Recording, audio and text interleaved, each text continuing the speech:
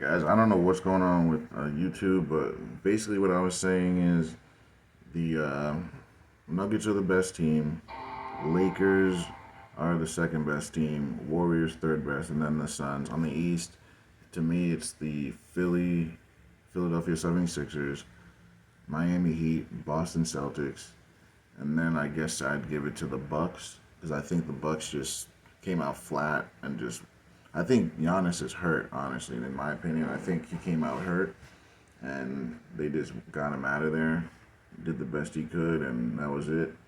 Uh, what was I gonna say? Boston, if they lose this series, it's over for them. They gotta trade Jalen Brown, trade him to the Warriors, get yourself Brandon Poole, get yourself Andrew Wiggins, and you're good. Warriors, they'll be happy with Jay. I think both sides will be happy with that. Boston will get the defense and the shooting. The Warriors will get the shooting, defense, offense, everything they need. Both teams, and they'll get rid of Poole, who they hate. They don't like him, guys. When he got punched, they were more mad that the video got out than Draymond punching him. So that should tell you it all right there. And the Warriors, they're not a playoff team. With Steph Curry gone, they're not even a playoff team, let's be honest. They're just not. They rely too much on him. When Curry's on the floor, Poole scores 16. When Curry's not there, he drops 27. So there's just more reasons why you got to get him out of there. He is not even contributing to what they're doing right now. So why keep him when you can get someone who actually is a baller and can actually help you? Not that Wiggins can't, but you get more out of Jalen Brown, and then the Celtics end up getting Poole, which they need. They need Brandon Poole shooting, and then they'll still get the defense with Wiggins because that's really what they're missing. They need somebody late in games that can just take the ball and just put his head down and shoot the ball or go to the basket and not be scared to shoot. Because Boston, they have too many guys that are too scared to take over the game late, and you just can't have that because when you have that passiveness, then there's no identity and then nothing gets done. Literally, you'll have people just looking at each other and you have Marcus Smart shooting the late game shot, which is what you don't want. That's disastrous. You don't want Marcus Smart being your hero shooter at the end of the game. You've already lost if that's what you're doing. Now, if Philly loses, they also need a guy, but let's face it, Embiid is just too big. He's too smart. He's too gifted. He's too long. He's too tall. He draws too many fouls, and then you have Harden controlling the tempo, Maxey speeding it up. So Harden literally is a savant of the game. He's literally toying with Boston. If you watch him run the break and run the setup of their offense, he's literally just no look passing, dishing, doing whatever he wants, getting to his right hand at will. With Boston forcing him there, he's still doing it. He doesn't care. Something he wasn't able to do that he's doing now. So it's just like Boston has no answer. They just don't. I don't know what they're gonna do and how they think they're gonna stop this bleeding.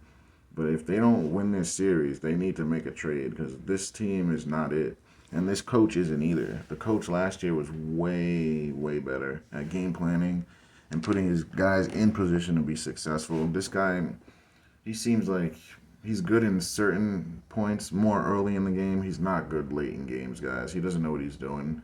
He just is not experienced enough. He just doesn't have enough sets. He doesn't change his defense. He's too rigid. He literally told the reporter that we don't have to change what we're doing. We just have to do it better. Or maybe the other team has you figured out and you need to stop being so rigid. Just a suggestion. But what do I know? I'm just a guy, right? But other than that, man, you look at the Nuggets and the Sun series. If Booker and Durant don't drop 40, they lose. And then I was looking at the 3-point percentage and the free throws percentage. The difference in the threes were 4. So the Nuggets only made 4 more threes. But guess what? The Suns missed 9 free throws. That's the ball game. So if they can actually get to the basket and draw fouls and shoot threes better, while stopping the Nuggets from shooting threes and not fouling them when they go to the basket, they'll win the game. And if they can drop 40, those two guys that I spoke of, they win the game. But they have to; those 6 things have to happen for the Suns to win. If they don't do those 6 things, they're gonna lose. And as they should, though, they're not the better team. The Nuggets are better than them. And the Lakers, if they lose this in 7, the Lakers, they also need to break that whole team up and send them packing. So there's a lot riding on these games.